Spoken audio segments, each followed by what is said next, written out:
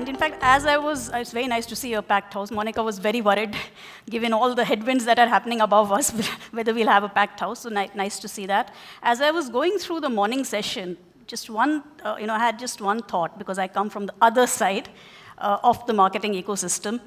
A lot of what we are speaking about, we don't seem to be speaking enough about measurement. Neutral, third-party, objective measurement. Because when measurement happens, we shouldn't be setting the question paper ourselves and then giving us full marks on that question paper, which is a bit what ends up happening in a lot of these conversations. So where I come from, the data we are going to use, we have no vested interest in the data. We don't sell anything apart from understanding consumers.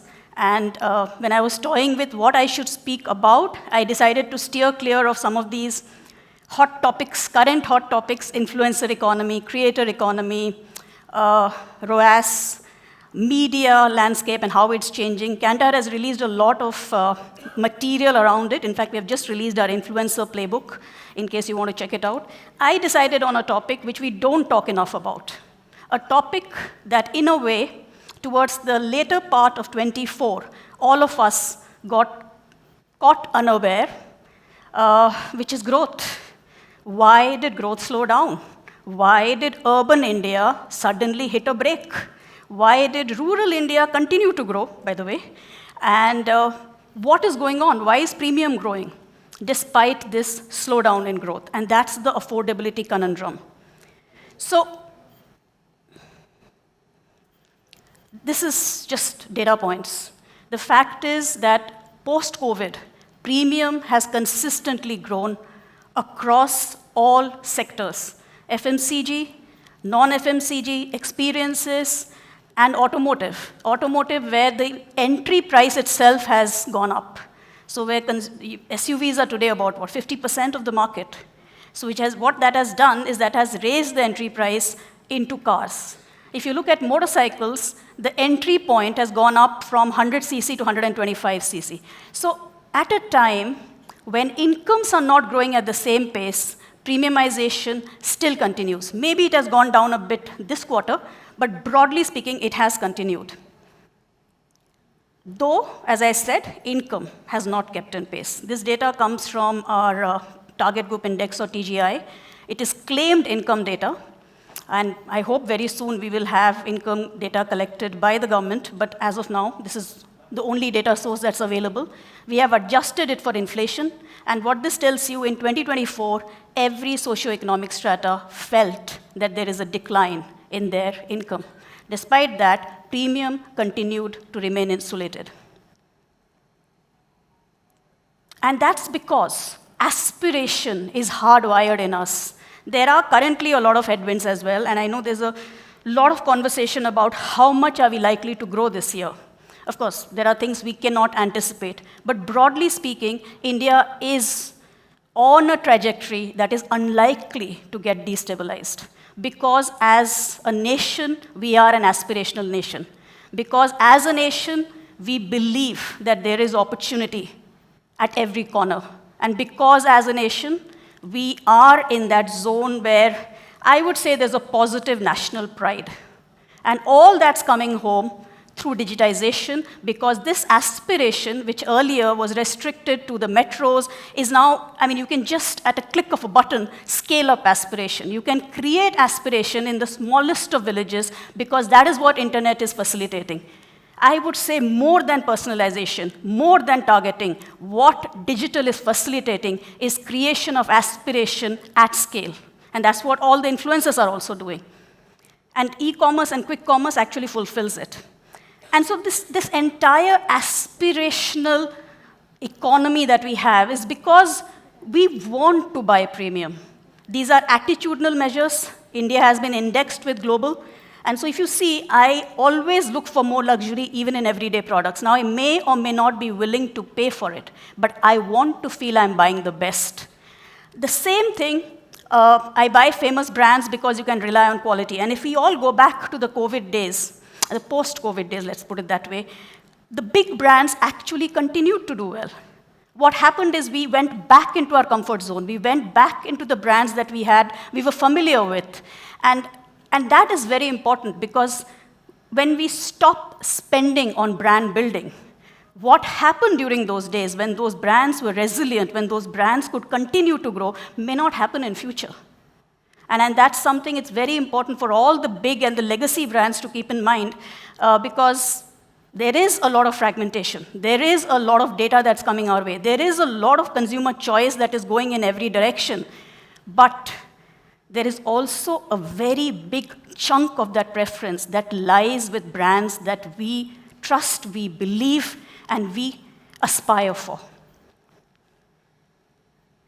And there are new claimants for our mind space, which is not just consumer goods. It is experiences, traveling outside India, spending money on hobbies and interests. There is a whole growth of passion economy. So consumers have a lot of different options. Now, when we restrict ourselves to looking within a category, we are not taking into account how consumers are making trade-offs today. They are not trading off one brand of cold drink with another brand of cold drink. They are trading off going to a salon and getting a manicure done with buying, let's say, a higher version of atta. That's the kind of trade-offs that they are making.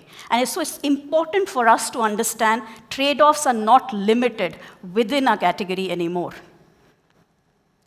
And the other confounding factor is this, which is the gap between the top and the bottom. This is government data, 5% top and 5% bottom. What is the gap in average monthly expenditure? And that has grown over the last 10 years. My sense is, if we do, I think this is pretty latest data, yes, 22, 23. It is probably growing even faster over the last couple of years. So this gap has grown a lot. So which means there are a lot of people who are aspiring, but they cannot attain what they are aspiring for. But another confounding element is both the sides are growing. There is Zudio growing at the mass brand side, there is Zara growing at the premium side. So there is growth to be had on both sides. And that is because there is a very interesting series of trade-offs that consumers are making. And I'm going to, over the next 7 to 8 minutes, tell you about these trade-offs. And it's very important for you to understand these trade-offs in context of your category and your brand. And affordability, therefore, in Kantar's view, is not a price point. It is three things. It is about the way consumers are making trade-offs. It is about the equity of your brand. And it is about the value ladder in your category. And I'll tell you what value ladder means. But let's start with the first one, trade-offs. How do consumers trade off? If you're talking about FMCG or even non-FMCG, what they do, they move to when the first time they have an inflationary pressure and a pressure on their discretionary income, but they still have to buy that category. They would prefer to stay with the brand they want to stay with. That's the first thing they would want to do. That's the first desire that you have. When you walk into a Kirana shop, you will ask for the brand that you are familiar with, that you have been buying. What do? You move to a SKU or an offer that gives you a better price. That's simply the first thing that you will do. After that, what you will do? You will move to a brand that helps me stay in that price point. First, I will try to stay within the brand that I want. And I believe very strongly in predisposition. I believe very strongly that consumers, when they say they are considering your brand, they have your brand in their checklist when they are going into the store.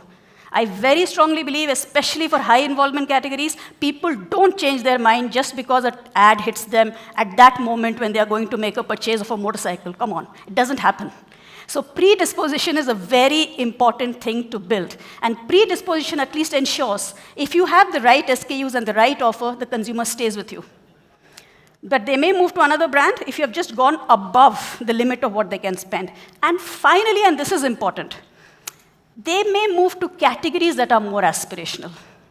And we should ask ourselves, is our category aspirational? If our category is not aspirational, then I will buy a commodity in that category. I will buy a brand in a category which is aspirational. Because that brand is something that is giving me that extra for which I'm willing to pay. And a lot of categories have lost aspirational excitement, stimulation value over the last many years now. So two sort of examples, two contrasting examples, and I'm not naming the clients. One is a premium beverage brand. They grew category penetration throughout last year by launching a sachet or an LUP. It's a premium brand or premium category. The second is a nutritional brand that actually launched LUP, but degrew. And the reason for that is it was losing category relevance. The category was losing relevance. The second thing is for strong brands, consumers are willing to pay more in case of price increase. Empirically proven with data, price elasticity and your brand equity are completely correlated. A strong brand will be able to hold price for longer. And this is the grid that you should know. What is your pricing power built on your brand equity, and what is your current relative price in the market? You have to operate in the area where your pricing power and relative price are completely aligned, and that's that zone in between. And what drives this pricing power? Difference drives pricing power. Being meaningful, being salient, being different is Kantar's framework of what brand equity is. It's extremely intuitive. You need to come to the consumer's mind first. You need to meet their needs. They need to like you. Yes, they need to like you. And finally, they should see that you are giving something different. Equity is built by all the three to some degree, but when it comes to pricing power, it is fundamentally built on difference. And this is the grid we put out this last year in Brand Z. Brand Z is the world's leading globally brand building platform. India will celebrate its 20th year this year in November. But one of the things we found is that the quadrant of justified premium, which is where I'm willing to pay, even though I feel the perceived price is high, is actually coming down, which means fewer brands are able to justify the premium that they are charging because they are losing difference. Because the entry of new brands makes existing brand lose difference unless you do something about it. And one of the things I completely agree is innovation. Innovation leads to a perception of difference, and there are very, very few brands that have successfully innovated in the last 10 years. You can think yourself how many brands you can name. Not new brands, not the new D2C brands that have come, but legacy brands that have innovated and have had successful innovations. Actually, the ones who have innovated have been forced to innovate. Automotive has innovated. They were forced to innovate. EV it had to happen, it happened, and it has taken off. When it comes to Royal Enfield, a great case study of a brand that has come back with a range of innovation, with an absolutely different marketing strategy, all rooted in deep consumer insight. But as a sector, it was forced to go there. Many of the other categories are not constantly thinking innovation, which is extremely important to do. And therefore, strong brands have greater pricing power. Difference is the biggest driver of pricing power and premiumization potential. You have to ask yourself, is my brand being seen as different? Increasingly fewer brands are able to justify price premium, and successful brands do it through innovation. And the last point I want to make is about value ladder, something we don't think enough about. What we have plotted here is based on all the work that we do, consumer-centric pricing work. There's very little consumer-centric pricing work that happens, by the way, because most of the pricing strategies are based on market, like what are the prices prevalent in the market, and historical price trends, which go for a toss in inflationary times, which go for a toss in disruptive times, when consumers don't know, should I save? I have EMIs to pay. Should I not save? Should I splurge? That is the mindset that Indian consumer is at. But we are relying on the past to be able to understand that mindset. So here what we have plotted is the brand price elasticity of the category and the price gap in the category, which means between the lowest priced brand into SKU and the highest priced brand into SKU, what is the price gap? So if you look at a category like face wash, it has a huge price gap because there are a lot of benefits that different brands offer. And therefore, it also tends to have a lower price. If you raise prices, the brands and categories still manage it better. But if you don't have a price gap, if everybody is around the same price, then when you raise prices, you're going to have a tough time. The category is going to have a tough time. And you can think of many categories that are facing that with new launches done basically as price wars. So it's very important to figure out, do you have a price ladder or not? And that pretty much brings me to the end of it, which is that trade-offs consumers are making every moment that they are purchasing, every context in which they make a purchase. The same cold drink that I'm willing to pay 10 rupees when I'm buying from a grocery store, I'm willing to pay 100 rupees when I'm sitting and watching a movie with popcorn. It's important to understand that context and the trade-offs in that context and do your pricing strategy based on the context. LUPs work, lower priced offers work. So SUVs also have their own LUPs, right? They have the entry SUVs. They worked because there was desire for the category. Never do LUPs if the category itself is getting commoditized, because then it will simply pull down everything. Strong brands, strong pricing power and difference, and finally, a portfolio has to straddle the entire value ladder. And before I leave the stage, what can and what you should do? Do you know your brand's pricing power? Do you estimate it? Do you track it? This is actually a brand Z data on jewelry, where you can see Tanishq and Kalyan Jewelers sitting right there on justified premium. Don't look at the others. I don't want you to focus there. So, but do you track it is the question. And the second is, do you then translate that pricing power and not leave value at the table by having a portfolio architecture that fully and completely captures it? So that's it from me. Thank you, and have a great rest of the day. Thank you.